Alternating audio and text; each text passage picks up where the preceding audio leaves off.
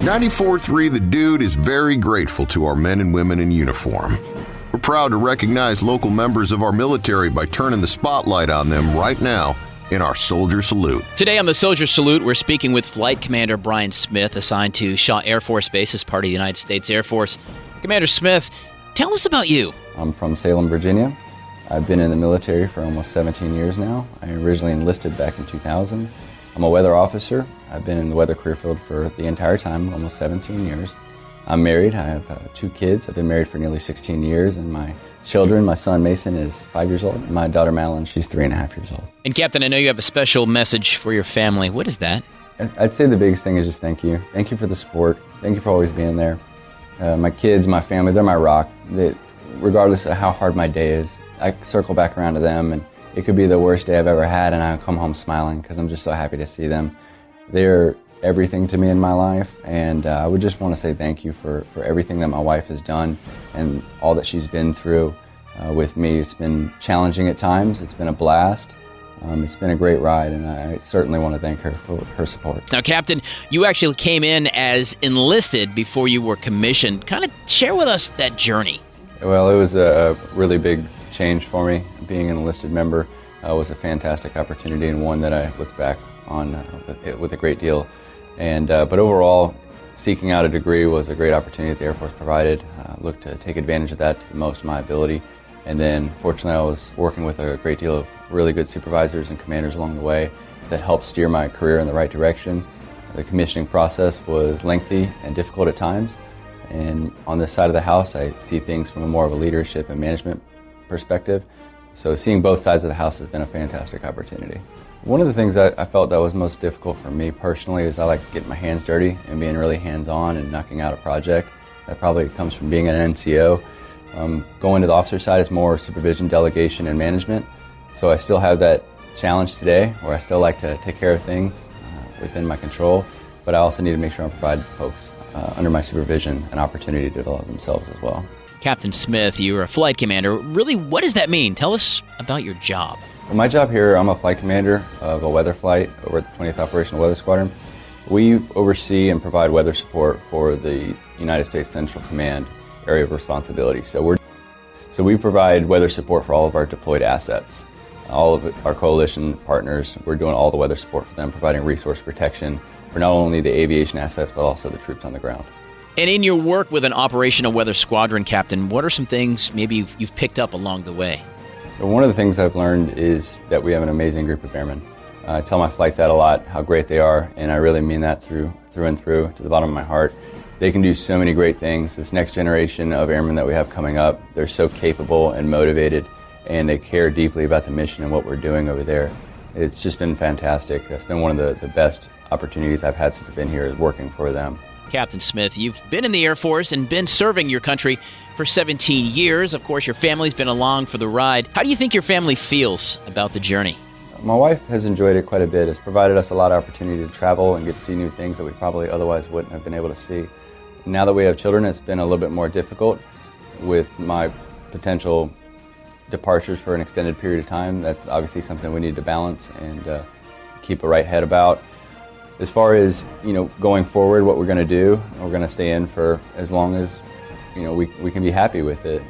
The family aspect in terms of being a military member, it can be stressful at times.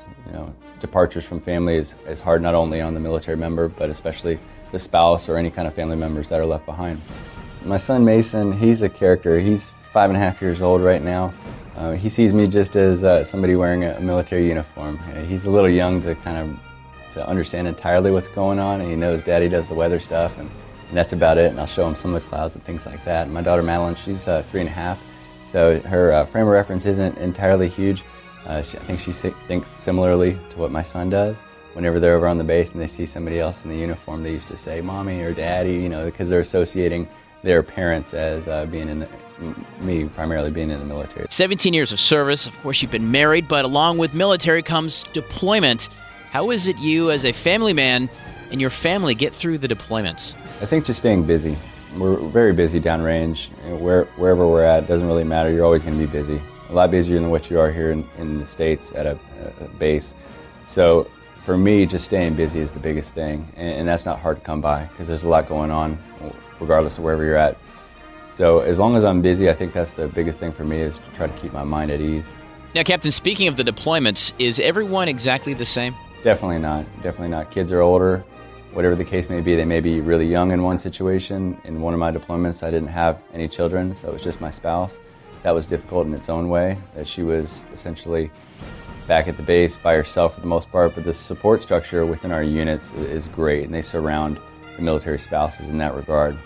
My more recent deployment with my children, it was difficult, but again, there was resources that were available through the Airman Family Readiness Center for outlets in terms of anything that we need to do, whether it be events, getting involved with the squadron in terms of social aspects, things like that. So there's certainly support structures there. Captain, with 17 years under your belt, you still wear the uniform. What do you think, even today, as you put it on and give yourself a last look as you're headed out to work? I see it as a great deal of pride. I've done it for now 17 years, like I said, so it's sometimes you just used to what I see. But as time draws closer and closer to the potential end of my career, it's bittersweet in that it's all I know and it's something that I truly love. And one day it's hard to imagine that I'll slip on some kind of khakis or whatever the case may be and take off the camouflage. It's something that I take a great deal of pride in. Always looking at the flag when I drive by it. It holds a special place in my heart. So truly enjoyed this opportunity that the Air Force has provided, and not really looking forward to that transition because it's certainly going to be difficult. What do you think is going to be difficult about the transition? I think the most difficult piece is the unknown, and then also the camaraderie that we have among the Air Force and also among our brothers and sisters in arms. It's just a very close-knit family, and it's going to be extremely difficult to replicate that elsewhere. Captain Smith, 17 years ago, what got you fired up and say, man, I want to serve my country? Well, I wanted to serve my country in any way that I could.